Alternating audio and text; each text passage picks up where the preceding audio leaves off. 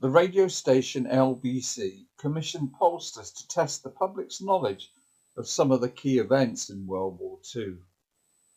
Only 61% of the public correctly identified VE Day,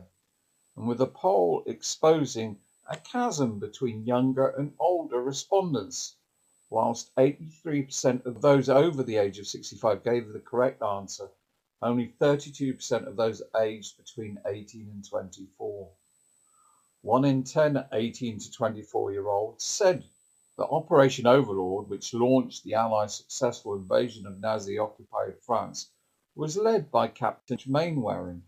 the fictional Home Guard commander from the BBC comedy series. And 1 in 20 25 to 34-year-olds believed the landings were led by James Ryan from the film Saving Private Ryan. Yet how many people in the survey would know that Southampton, not Portsmouth, was the springboard for Operation Overlord? Alongside these results, over a quarter of the 2,000 respondents suggested the UK spends too much time and money commemorating the sacrifices of those who came before us, and that too much emphasis is placed on Britain's military achievements. These results tally with the approach of the leader of Southampton City Council, Lorna Fielker, and Southampton Head of Heritage, Caroline Abel, who are seeking to wipe the slate clean as far as the World War II heritage of the port is concerned, because it detracts from the Renaissance vision for the city.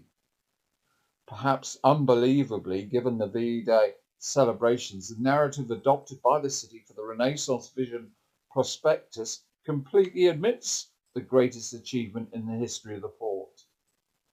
When the chief reporter for the Guardian newspaper visited the port to find the memorial to D-Day, he was taken on a wild goose chase by the Southampton historian that avoided seeing the Grade 2 listed whale that was draped in banners saying World War II, 1944, 2024, 80 years, Mulberry Harbour, least we forget, and was told instead that residents were not really interested in World War II because they had moved on. To reinforce the approach identified in the poll, Southampton City Council is actually trying to get rid of the whale altogether. The Daily Echo highlighted the plight of the whale leading up to the D-Day commemoration,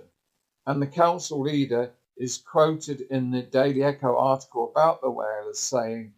"Any proposal around its long-term preservation that would affect the special architectural and historic interest would require listed building consent and would be discussed with Historic England."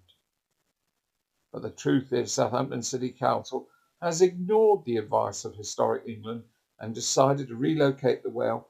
on the New Forest side, outside the gateway of the new associated British port lorry park called Marchwood Port.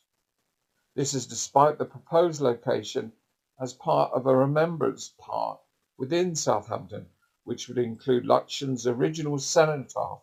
the model for the memorial in Whitehall.